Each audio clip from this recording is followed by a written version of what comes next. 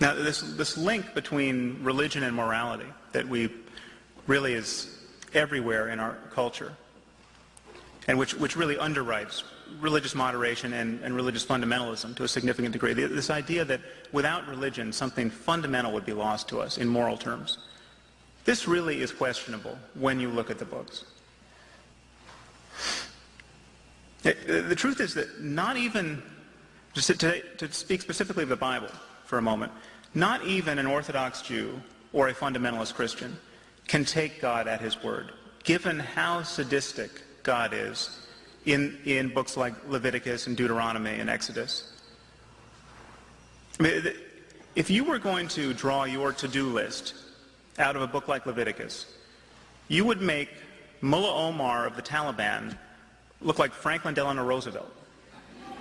I mean, it's just, it paints a vision of life so needlessly horrible, so subversive of the basic project of creating a sustainable society where human happiness is even possible, that we effectively have edited the Bible. Even fundamentalists have. But it's important to point out that nobody ever says these passages are immoral. I mean, the idea that you find that a woman is not a virgin on her wedding night and you stone her to death. You stone homosexuals to death. If your kids talk back to you, you stone them to death. If you go into a town and you see someone praying to a foreign god, you kill him, you kill his family, you kill everyone in the town. Okay, these are not metaphors. These are not analogies for some spiritual struggle within. These are explicit directives to kill people for theological crimes. No one ever says this is immoral.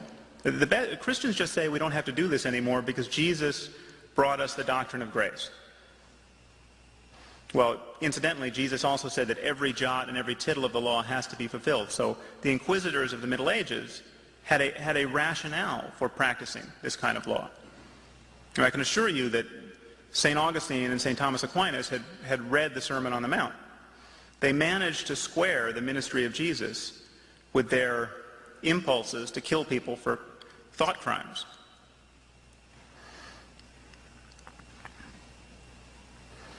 I mean, if this is the best book we have, from the point of view of fundamentalism, the Bible is the best book we have, or the Quran is the best book we have because it's literally been dictated by the creator of the universe. From the point of view of moderation, these are the best books we have, but who knows what their source is. Just the smartest people who ever lived wrote these books, say.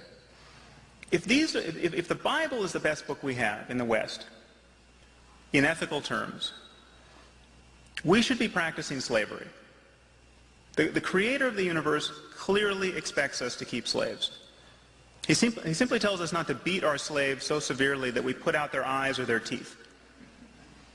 Jesus clearly expected us to keep slaves. He never criticizes the institution of slavery.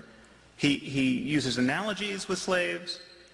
Paul in 1 Timothy admonishes slaves to serve their masters well and to serve their Christian masters especially well so that they can partake in their holiness.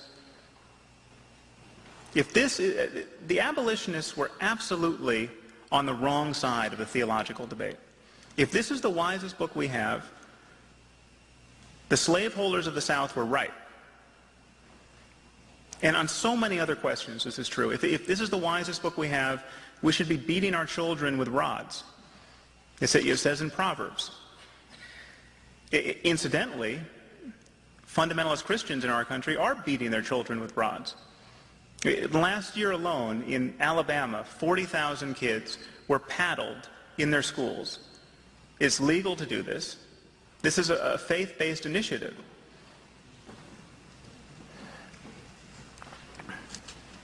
It's important for us to recognize that we decide what is good in the good book. We cherry-pick these books based on our own ethical intuitions.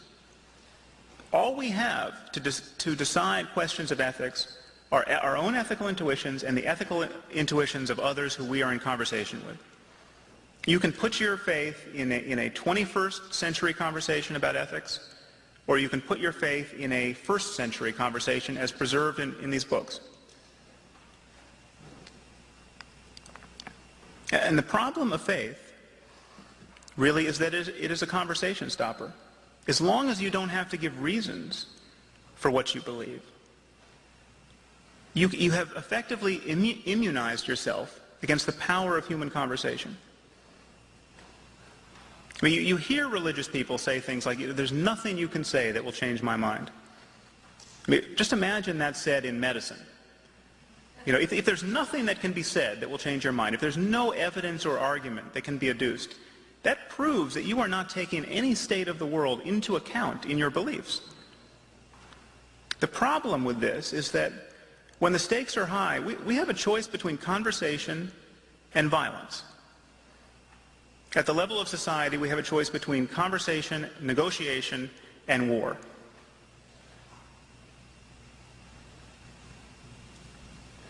The only willingness to take on and consider new evidence and new argument guarantees that this human collaboration is open-ended.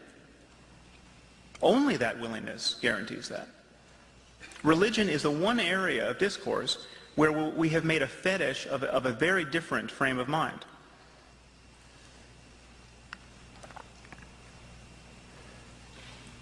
And this leads to two kinds of violence, two kinds of conflict. I mean, first we can concede that there are other sources of human conflict. There would be wars without religion. There's tribalism, there's nationalism, there's racism, ethnic rivalry. But there's no kind of us-them thinking that really makes a transcendental object of the differences between in-group and out-group. I mean, the difference between you and your neighbor is not merely skin color, it's not merely language, it's not merely politics, it's not merely that you want his belongings. It's that this difference, this means something for eternity. And so what you have are populations of people who organize their moral identities around their religious affiliation, whether or not they care so much about the theological details. And this leads to conflict when a society is stressed.